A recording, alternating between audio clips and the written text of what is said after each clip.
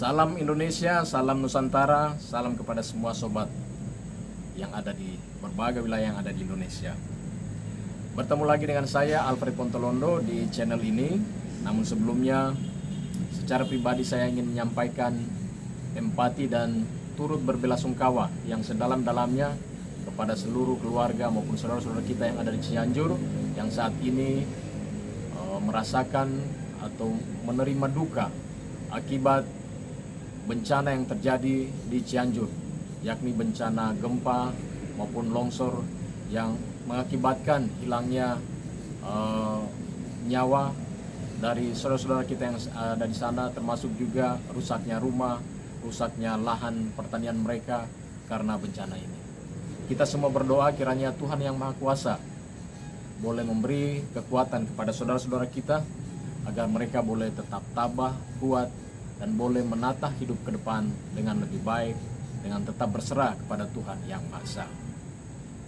Selanjutnya, sobat sekalian, di kesempatan saat ini saya ingin menyampaikan alasan kedua mengapa masyarakat di Pulau Sangihe menolak pulaunya untuk dieksploitasi demi tujuan pertambangan. Namun alasan kedua ini tetap terkait dengan alasan pertama. Untuk itu saya mengajak kita semua, sobat sekalian yang ada di seluruh wilayah Indonesia yang menyaksikan channel ini, kiranya boleh mengambil waktu menonton postingan saya yang pertama yang berisi video tentang regulasi apa yang memayungi Pulau Sangihe dan pulau-pulau kecil lainnya, sehingga pulau ini, Pulau Sangihe dan pulau-pulau kecil yang lain boleh survive di saat sekarang maupun di masa-masa yang akan datang. Dan sebelum lebih lanjut, saya mengajak untuk sobat sekalian kiranya boleh berkenan untuk subscribe, share, dan komen di channel ini, sehingga channel ini bisa berkembang dan di waktu-waktu akan datang bisa memberi materi ataupun memberi konten yang lebih edukatif, lebih berkualitas bagi kita semua. Selanjutnya sobat sekalian, izinkan saya menyampaikan saat ini alasan kedua. Mari kita langsung saja berbicara tentang alasan kedua bagi masyarakat Sangihe sehingga mereka menolak pertambangan di saat ini. Untuk itu tolong tonton tayangan ini dari awal hingga selesai sehingga kita tahu seperti apa kondisi sesungguhnya dari Pulau Sangihe. Mari kita bahas. Sobat Indonesia sekalian, tahukah kita semua bahwa Pulau Sangihe itu berada tepat di tengah pertemuan 4 lempeng kerak bumi, yakni lempeng Eurasia, lempeng Pasifik, lempeng Maluku, dan lempeng Sangihe. Nah, selama ribuan tahun keempat lempeng ini selalu saling bertumbukan satu sama yang lain. Dan ini data ini saya ambil dari website oceanexplorer.com. Nah, sobat sekalian, pertumbukan itu kemudian menyebabkan sering terjadinya gempa bumi tektonik di kawasan Pulau Sangihe dan sekitarnya. Nah, apa akibatnya? Akibatnya adalah terciptanya berbagai patahan yang membelah Pulau Sangihe, di mana pulau ini besarnya hanya sebesar 736,98 km persegi. Nah, berbagai patahan yang tercipta akibat gempa dan juga akibat dari pertumbukan lempengan itu dapat ditemui dengan alur yang memanjang yang bahkan membelah Pulau Sangihe dari barat ke timur, dan itu bisa ditemui di sejumlah tempat yang ada di Pulau Sangihe. Nah, sobat sekalian, dampak berikut dari sering terjadinya pertumbukan lempeng di bawah Pulau Sangihe adalah kondisi tanah Pulau Sangihe itu menjadi sangat labil. Ini kemudian mengakibatkan tanah Pulau Sangihe itu rawan mengalami longsor. Nah, setiap tahun ada ratusan longsor terjadi di berbagai lokasi yang ada di Pulau Sangihe. Dan ini kerap terjadi terutama di musim penghujan. Nah, saudara-saudara sekalian, longsor ini kemudian menjadi sangat berbahaya ketika dibawa oleh luapan air hujan dalam bentuk banjir bandang. Dan ini juga kemudian mengakibatkan korban yang ditimbulkan demikian besar, baik dalam segi korban jiwa manusia yang hilang maupun korban secara material. Data dalam 2 dekade terakhir telah terjadi 4 kali banjir bandang yang mengakibatkan kerugian dan penderitaan besar di masyarakat Sangihe. Saya ingin menyampaikan kepada kita semua. Yang pertama, dengan menggunakan data yang dihimpun oleh liputan6.com. Pada 21 Januari 2001, banjir bandang yang dipicu oleh hujan lebat diiringi gempa berskala 5,8 skala Richter menerjang 5 desa di Kecamatan Tamako dan 2 desa di Kecamatan Manganitu. Saat itu, 32 orang meninggal dunia, puluhan rumah rusak dan hilang diterjang banjir, serta terjadi atau tercipta patahan panjang dengan kedalaman 3,5 meter di Kecamatan Tamako.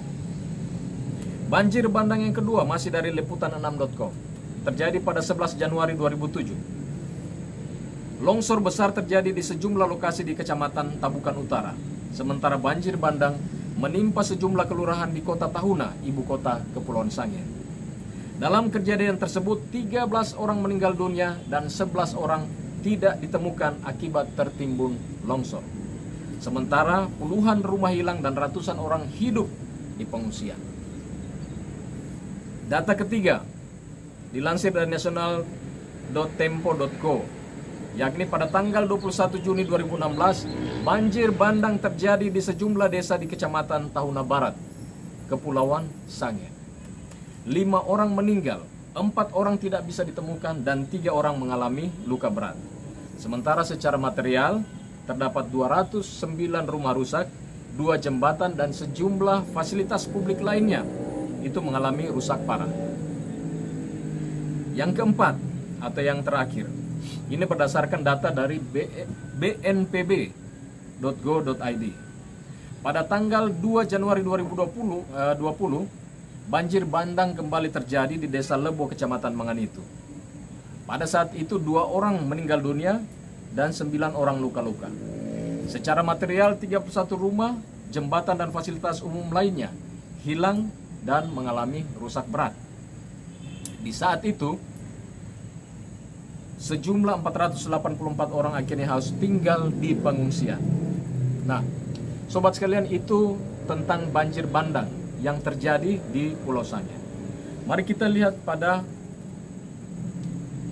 kondisi berikutnya tentang Pulau Sangihe. Selanjutnya, saudara-saudara sekalian, dari berbagai tulisan geologis yang ada, itu dinyatakan bahwa Pulau Sangihe merupakan bagian dari gugusan gunung berapi aktif. Para ilmuwan kemudian menyebut ini sebagai Ring of Fire. Nah, ada 3 gunung api aktif di gugusan Pulau Sangihe. 2 berada di bawah laut, yakni Gunung Api Mahangetang di wilayah selatan Pulau Sangihe. Kemudian Gunung Api Submarine Kawio di bagian utara. Sementara 1 gunung api aktif di darat, yakni Gunung Awu, yang berada di bagian utara Pulau Sangihe dan tepat berada di tengah-tengah wilayah Kecamatan Tabukan Utara, Kendahe, Tahuna Barat, Tahuna Tengah, dan Tahuna Timur. Nah, mari kita lihat apa yang terjadi selama ratusan tahun dengan keberadaan gunung-gunung berapi ini, terutama Gunung Awu. Nah, saya mengambil data dari tulisan saudara Roni Marudut Sitomorang. Ia adalah seorang pencatat gunung berapi yang itu ditulisnya di website kumparan.com. Ia menulis begini, bahwa sejak tahun 1641 telah terjadi 16 kali letusan Gunung Awu. Dari sejumlah letusan itu terdapat beberapa letusan besar yang menelan total korban meninggal sebanyak 7.377 jiwa. Kita catat kembali. Sejak tahun 1641 telah terjadi 16 kali letusan Gunung Awu. Beberapa diantaranya adalah letusan besar yang menelan korban sejumlah total itu 7.377 jiwa. Letusan besar pertama yang menyebabkan banyak korban jiwa terjadi pada tahun 1711. Lebih dari 3.000 orang meninggal dunia di wilayah Tabukan Utara, Kendahe, Kolongan, dan Tahuna. Dan saat itu sebuah kerajaan bernama Kendahe atau Kandahar musnah beserta seluruh peradabannya, termasuk Raja Kendahe saat itu, yakni Syam Shah Alam atau yang biasa dipanggil oleh masyarakatnya sebagai Samsialang, Raja Samsialang. Ia memerintah Kendai pada waktu itu dan ia kemudian mengalami bencana, ia meninggal bersama dengan rakyatnya di saat itu. Letusan besar berikut terjadi pada tahun 1812. Letusan ini menyebabkan perkebunan dan tanaman kelapa di seluruh Pulau Sangihe itu hancur.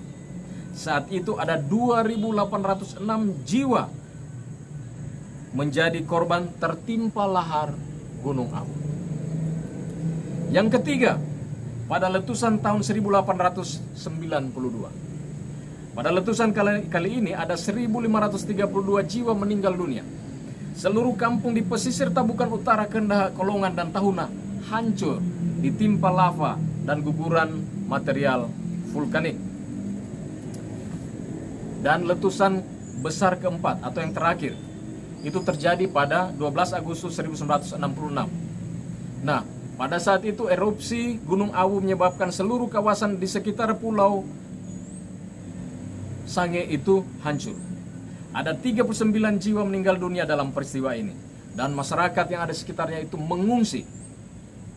Nah, rekaman peristiwa ini atau rekaman peristiwa letusan Gunung Awu Sangihe itu terekam dalam berbagai lantunan sambo. Sambo adalah nyanyian tradisional masyarakat Sangihe. Dan lewat lantunan lirik-lirik sambo ini, masyarakat yang masih hidup kala itu, mereka dalam jumlah besar berupaya menyelamatkan diri dengan menumpang rakit dan dengan juga perahu berlayar menjauhi Pulau Sangihe. Ketika mereka berlayar itulah mereka kemudian melantunkan lagu sambo dengan lirik-lirik yang pilu, lirik-lirik sedih, lirik-lirik penuh dengan tangisan atas penderitaan yang dialami mereka dan juga kehilangan yang mereka alami. Nah, migrasi berulang akibat letusan Gunung Awu itu kemudian menyebabkan masyarakat etnik Sangihe kemudian tersebar luas di berbagai pesisir Pulau Sulawesi, termasuk di Kepulauan Maluku dan Kalimantan Utara. Nah, akibat letusan itu kemudian terasa bahkan sampai dengan sekarang. Dan rekaman itu secara mendalam tentang penderitaan masyarakat Sangihe akibat letusan Gunung Awu terekam dalam satu lagu tradisional berjudul Dala Wurude Kimondo, yang artinya di atas sana gunung berguncang. Sobat sekalian, yang saya sampaikan barusan itu baru 2 jenis bencana yang terjadi secara berulang yang mengakibatkan penderitaan dan korban yang begitu besar di Pulau Sangihe. Saya tidak mengungkapkan lagi dalam tayangan ini dampak dan korban dari bencana lainnya seperti bencana akibat gelombang besar yang kerap menghantam pesisir Pulau Sangihe. Juga bencana yang dihadirkan oleh angin puting beliung yang kerap datang menghantam Pulau Sangihe. Itu kemudian mengakibatkan berbagai kerusakan rumah, kemudian juga tanaman rakyat, dan bahkan hilangnya jiwa manusia menjadi korban oleh bencana-bencana ini. Lalu ketika berbagai bencana itu terjadi, selain menyelamatkan diri dengan menaiki perahu menaiki perahu kemudian menjauhi pulau, kemana masyarakat Sangihe mengungsi? Sobat sekalian, ketika Gunung Awu meletus di bagian utara, maka sebagian besar masyarakat di utara Pulau Sangihe mereka mengungsi ke bagian selatan, ke wilayah Tabukan Tengah, Tabukan Selatan, dan Manganitu Selatan. Namun ironisnya saat ini, kawasan selatan yang menjadi wilayah evakuasi bagi masyarakat Sangihe di saat terjadi bencana, terutama oleh letusan Gunung Awu, wilayah selatan itu justru saat ini diserahkan oleh pemerintah Republik Indonesia melalui Kementerian ESDM RI menjadi konsesi tambang sebesar 42.000 hektar kepada PT Tambang Mas Sangihe. Sampai di sini kita semua kemudian bertanya, apakah Kementerian ESDM RI itu dihuni oleh orang-orang yang tidak menggunakan pikirannya sehingga mengabaikan kondisi geologis Pulau Sangihe? Bukankah data yang selama ini ada tentang Pulau Sange, tentang kondisinya yang rawan bencana, adanya pertumbukan lempeng, bukankah semua itu kemudian ada muaranya itu ada di Kementerian SDM RI? Atau jangan-jangan orang-orang yang ada di Kementerian SDM RI itu kehilangan nurani, kehilangan rasa kemanusiaan mereka, sehingga mereka kemudian mengabaikan keselamatan dari masyarakat Sange. Yang mau ditegaskan kepada kita semua saat ini adalah dengan tanpa pertambangan saja Pulau Sange itu harus menghadapi bencana alam secara berulang-ulang dan telah memakan korban jiwa yang demikian banyak. Apalagi jika ditambah dengan keberadaan PT Tambang Mas Sange yang hendak beroperasi di Pulau Sange menggunakan pertambangan terbuka dan menggunakan dinamit. Kalau mereka jadi beroperasi, maka bukit-bukit kami akan dibongkar, hutan kami akan dibabat, mata air kami akan hilang, petani kami akan kehilangan lahan, karena lahan mereka akan direbut menjadi lahan operasi perusahaan ini. Lalu siapa yang akan bertanggung jawab kalau semuanya ini terjadi? Siapa? Sobat sekalian, seberapa besar pun bantuan atau seberapa besar pun dana yang dikeluarkan pemerintah untuk merehabilitasi kondisi sebuah pulau pasca bencana itu tidak akan bisa mengembalikan keadaan menjadi seperti semula. Karena itu, investasi pertambangan sangat tidak layak diterapkan di Pulau Sange karena mengancam secara langsung keselamatan masyarakat kami. Cukup sudah orang Sange itu mengalami berbagai bencana dan jangan ditambah lagi dengan bencana buatan oleh kehadiran operasi pertambangan, oleh kehadiran PT Tambang Mas Sange. Jadi, sobat sekalian, itulah alasan kedua mengapa hari ini masyarakat Sange menolak kehadiran perusahaan tambang di pulaunya. Karena itu, di kesempatan saat ini, mewakili semua masyarakat yang berjuang hari ini di Pulau Sange maupun di daratan yang lain, para diaspora Sange yang dengan gigih hari ini membela pulaunya, kami semua berseru kepada Menteri SDM RI dan juga kepada Presiden Joko Widodo, jangan tambah penderitaan masyarakat Sange dengan bencana buatan dengan pemberian konsesi pertambangan kepada perusahaan PT Tambang Mas Sange. Cabut izin PT TMS, hapuskan kontrak karya atas Pulau Sange. Itu tuntutan kami. Kiranya Menteri SDM RI mendengar ini, Presiden juga mendengar, dan ketika gugatan masyarakat sementara berjalan, biarlah itu berjalan dan kita semua terima hasilnya nanti. Di akhir pertemuan kita saat ini, saya ingin menyanyikan pada kita semua lagu yang saya sudah sampaikan tadi, Dala Wudu de Kimondo, sebuah lagu yang berisi tangisan kesedihan masyarakat Sange, tangisan orang-orang yang kehilangan mereka yang dicintai, tangisan dari orang tua yang kehilangan anaknya, dan tangisan dari anak yang kehilangan orang tuanya maupun saudara-saudaranya akibat letusan Gunung Au. Dala Wudu de Kimondo.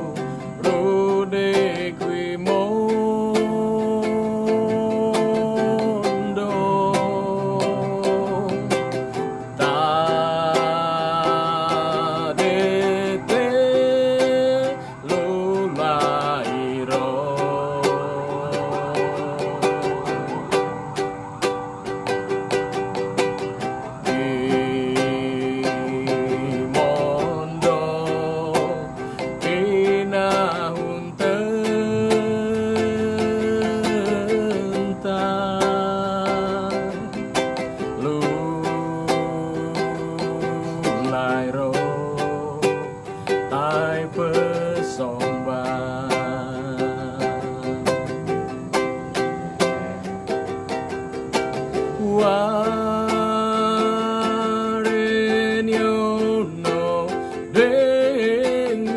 Sangi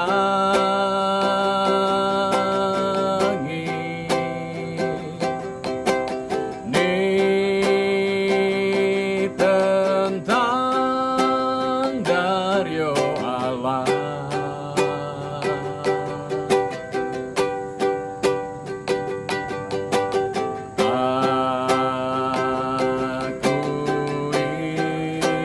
Sangi sisa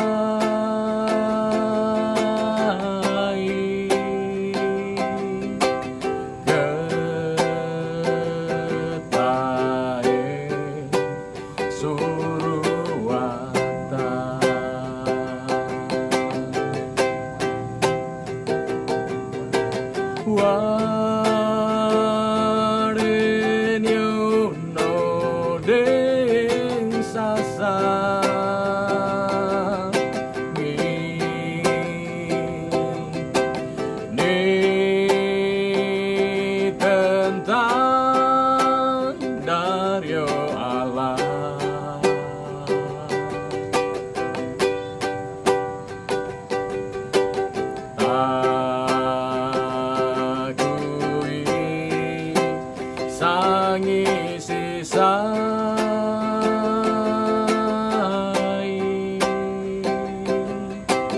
ketae suruwata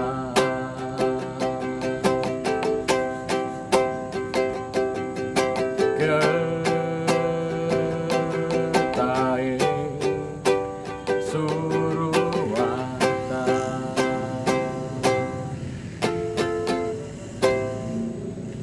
Demikian sobat sekalian, lagu ini saya sampaikan kepada kita semua dan juga sebagai penutup dari